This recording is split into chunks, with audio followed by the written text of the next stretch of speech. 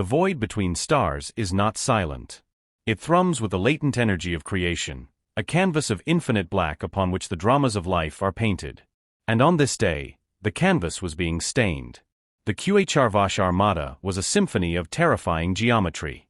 1,000 ships, each a jagged shard of obsidian and cold-forged iron, moving with a silent predatory grace that defied their monstrous size. They did not broadcast triumphant anthems or declarations of glory. Their communication was a single repeating pulse, a data stream of such absolute unemotional finality that it froze the blood of every species that heard it. To the Floren of the root system, it was the chemical signal of a forest fire. To the glitch of the clockwork citadels, it was a fatal error code that could not be debugged. To the Hylital, swimming in their aquatic orbitals, it was the sudden crushing pressure of the abyssal plain. And to the humans of the fledgling Terran colonial republic, it was a simple, ugly word. Surrender. The signal washed over the colony world of Sanctuary, a green and blue jewel orbiting a gentle sun. Sanctuary was humanity's pride, its most successful extrasolar settlement. A place of rolling plains, vast oceans, and cities that sparkled like scattered diamonds. It was a testament to a species that had looked to the stars and dared to build a home among them. The Qhrvash did not see a home. They saw a resource. A node. A space that was not theirs. The High Commander of the Armada, a being known as Vorlath, observed the world from his flagship, the World Render. His species was ancient, his culture built on a foundation of absolute, unassailable logic. They expanded, they consumed, they perfected. Resistance was illogical. Sentiment was a flaw. The concept of home was a biological attachment to a specific arrangement of molecules. It was irrelevant. On his command throne, carved from the fossilized heart of a dead star, Vorlath reviewed the data on the Terrans. Bipedal, mammalian, oxygen-breathing. A recent addition to the galactic stage. Their technology was derivative, a patchwork of stolen glitch clockwork and reverse-engineered Floren bioforms. Their greatest strength, the database noted, was their adaptability. Their greatest weakness, it concluded, was their emotional fragility. They formed irrational attachments to places and to each other. A weakness that made them predictable. A flaw that made them easy to break. The surrender ultimatum has been broadcast, High Commander, chimed a subordinate, its voice a dry rustle of chitinous plates. Vorlatha's multifaceted eyes reflected the image of the peaceful world. They will comply. All species do, when faced with the inevitable. It is the most efficient path. He was, according to 1 billion years of Qhrvash history, correct. But Vorlath had never met a human. On Sanctuary, the signal was decoded, and the planet held its breath. In the capital Concordia, the colonial parliament was in chaos. The main screen displayed the Qhrvash fleet, a swarm of angular locusts blotting out the stars. The surrender terms were displayed beside it: total disarmament. Relocation of the population to designated habitation zones, which the xenobiologists grimly noted were identical to labor camp schematics found in other conquered systems. The complete appropriation of all planetary resources. Ambassador Elias Thorne, a man whose face was a roadmap of a long and diplomatic life, stood at the podium, his knuckles white as he gripped the edges. People of Sanctuary, the Galactic Council has been notified. They send their deepest concerns. A roar of disbelief erupted. Concerns? Elias, they've abandoned us, shouted General Adriana Kostova, her uniform crisp, her eyes burning with a fire that had been passed down through generations of soldiers. The Qhrvash have eaten half the minor races in the Orion Spur. They don't negotiate. They consume. And what is your alternative, General? Thorne shot back, his voice strained. Look at them. 1,000 warships. Our entire fleet is 12 destroyers and a handful of corvettes. We are a gardener facing a tsunami. Our only duty is to save as many seeds as we can. Seeds. Kostova laughed, a harsh, bitter sound. You're talking about our children, Elias. Our homes. You're talking about surrendering our people to become slaves in a mine, or fertilizer for some Qhrvash hive world. I will not preside over the extinction of human freedom on this world. It is not extinction if we survive. Thorne pleaded. We can live to fight another day. This is not a battle we can win. It is a simple, brutal calculation. The debate raged, a microcosm of the fear gripping the entire planet. In the streets, people looked up at the sky, at the new malevolent constellations that had appeared overnight. The feeling was one of profound, gut-wrenching helplessness. This was a force of nature. An earthquake. A meteor. You didn't fight it, you prayed you survived it. Aboard the World Render, Vorlath observed the chaotic transmissions from the planet's surface. The fear was a palpable energy, a scent his species could taste in the electromagnetic spectrum. It was proceeding as projected. Their primary military vessel is hailing us, Commander, the subordinate reported. Put it through. The screen flickered to life, revealing General Kostova on the bridge of the TCRS Resolute. Her face was a mask of stoic discipline, but Vorlath's analytical senses detected the elevated heart rate, the microtremors in her vocal cords. Fear. Always fear. QHR Armada, this is General Kostova of the Terran Colonial Republic. Your ultimatum has been received. We request a 96-hour period to facilitate an orderly transition. Vorlath did not blink. His voice was the sound of grinding stones. Request denied. You have one of your planetary rotations. 28 hours. Then, we will begin orbital cleansing of all population centers that show non-compliance. The calculation is simple, General. Surrender or be zeroed. The transmission cut. Kostova slumped back in her chair, the color draining from her face. The QHR weren't just conquerors, they were mathematicians of annihilation. They had reduced the fate of 8 million souls to a single cold equation. On the surface, in a dusty workshop on the outskirts of Concordia, a different kind of calculation was taking place. His name was Dr. Eris Thorne, the ambassador's estranged son. Where his father dealt in words and compromises, Eris dealt in metals and energies. He was a salvage tech, a scrounger, a genius who saw potential in what others called junk. His workshop was a chaotic wonderland of stripped glitch servos, Floren bioluminescent fungi, and scavenged human electronics. He was watching the newsfeed, his father's desperate face pleading for calm, when his comms unit buzzed with a private encrypted channel. Eris. It's Kalen. Eris felt a jolt. Kalen was his, colleague was too formal. Partner in crime was too flippant. They were two sides of the same rusty coin. A Hylital, exiled from his waterbound clans for his unorthodox, some said unhinged ideas. Where most Hylital were poets and philosophers, Kalen was an engineer who believed true beauty was found in a perfectly tuned plasma coil. Kalen, you see the sky. Eris said, his voice tight. I have. It is aesthetically displeasing. And tactically concerning. Kalen's voice was a calm, fluid burble, a stark contrast to the tension in the air. The QHR logic is flawless, from their perspective. They have overwhelming force. Resistance is illogical. So we just give up. Eris snapped, kicking a discarded engine block. No, Kalen replied, and Eris could almost picture the subtle flutter of his gill frills, a sign of intense thought. We simply change the variables in their equation. They have calculated the strength of our fleet, the yield of our planetary defenses. They have not, however, calculated us. Us? A junkrat and a fish out of water. Precisely. They are a sledgehammer, Eris. They expect a fortified door. We will not be a door. We will be mist. We will be a thorn. We will be the single flawed gear in their perfect logical machine that grinds it all to a halt. Eris looked around his workshop. At the half-built engines, the scavenged weapon components, the prototype shield generators that were more hope than hardware. He thought of his father, ready to surrender their future. He thought of the people in the streets, their faces etched with despair. He made his calculation. What do you need, Kalen? Everything, the Hylital responded. And everyone.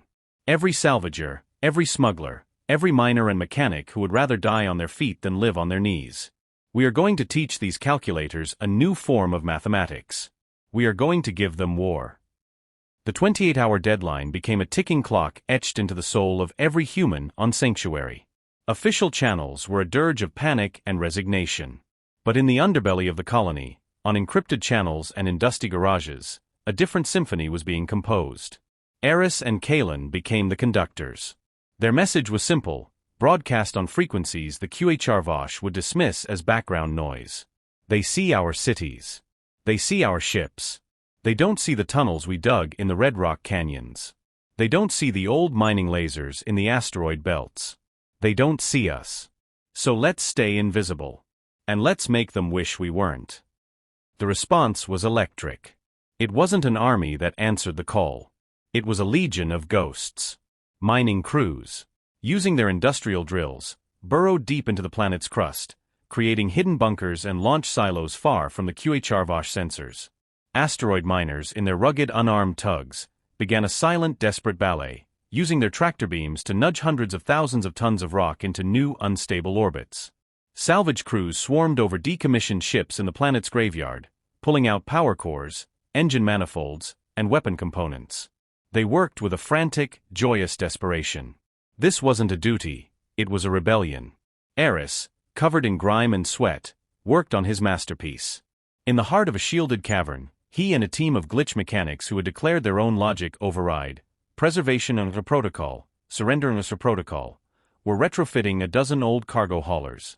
They're looking for warship signatures, Eris explained, his hands flying over a console.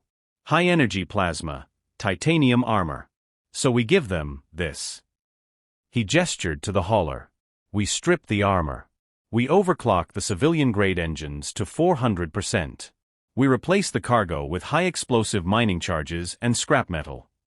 One of the glitch tilted its head, its monoocular lens whirring. Query: what is the strategic value of a suicidal projectile? Eris grinned, a wild, feral thing.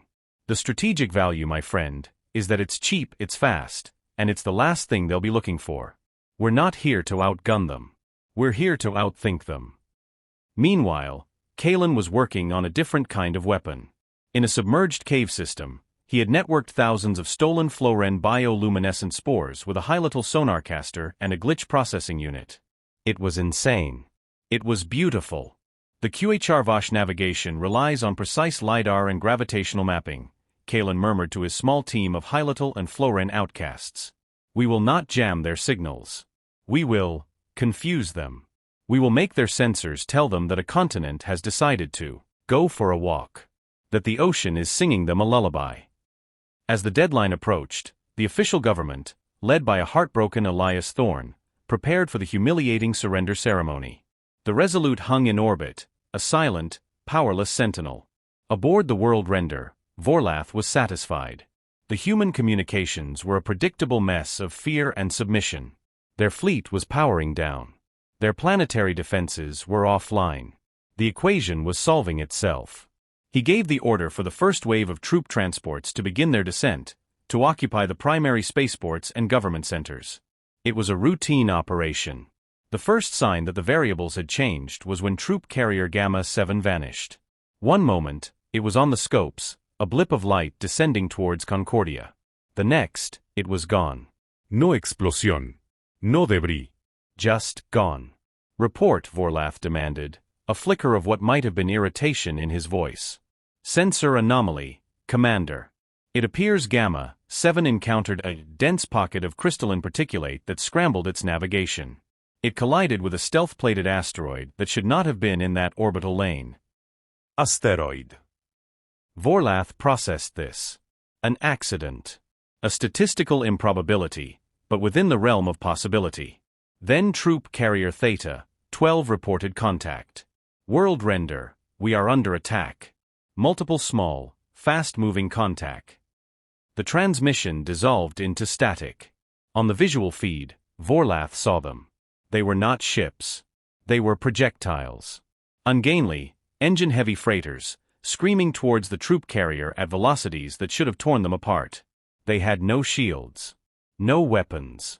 Just mass and velocity. Theta 12's point defense lasers vaporized 3 of them. A 4th was clipped by debris and spun off into the void. But the 5th, a rust-colored hauler with the words "Last Call" scrawled on its hull, slammed directly into the carrier's hangar bay.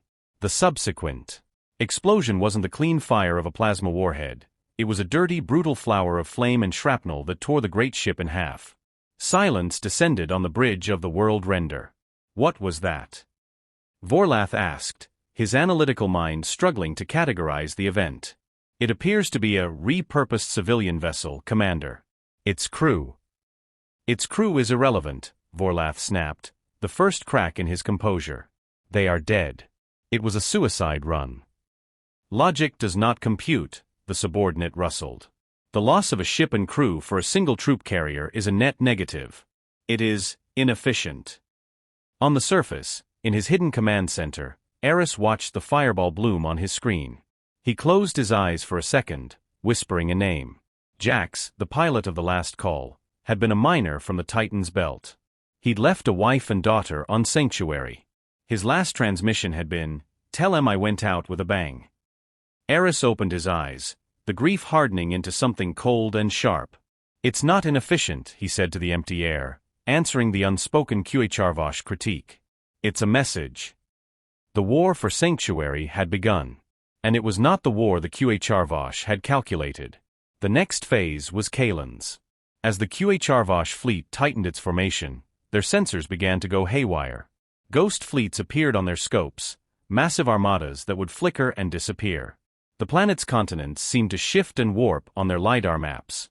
Gravity wells would spontaneously form and dissipate, throwing targeting solutions into chaos. A Qhrvosh destroyer, the Stoneheart, fired its main cannon at a sensor ghost that appeared to be a battleship. The powerful beam lanced out, and struck the engine nacelle of a sister ship, the Skycleaver, which had been maneuvering to avoid a non-existent gravity spike. The Skycleaver's core went critical, taking two smaller frigates with it in a chain reaction of friendly fire.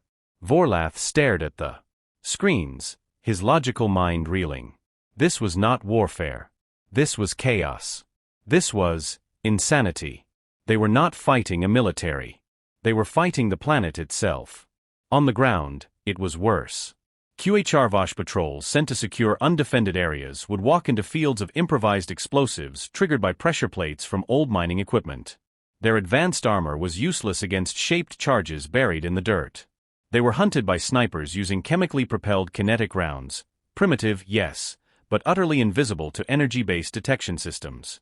A squad would report a human settlement, completely silent. They would enter to investigate, and the very ground would swallow them, as pre-dug tunnels collapsed. The humans weren't defending territory, they were giving it, only to make the Qhrvosh pay for every single inch in blood and broken machinery. Elias Thorne, watching from his besieged office, saw the reports. He saw the brutal, ugly, magnificent Defiance. He saw his son's handiwork in every improvised bomb, in every clever trap. The diplomat who had chosen the path of survival now felt a burning shame. He had calculated the cost of war, but he had forgotten to factor in the price of a soul. He walked to his desk, opened a secure channel to General Kostova on the Resolute.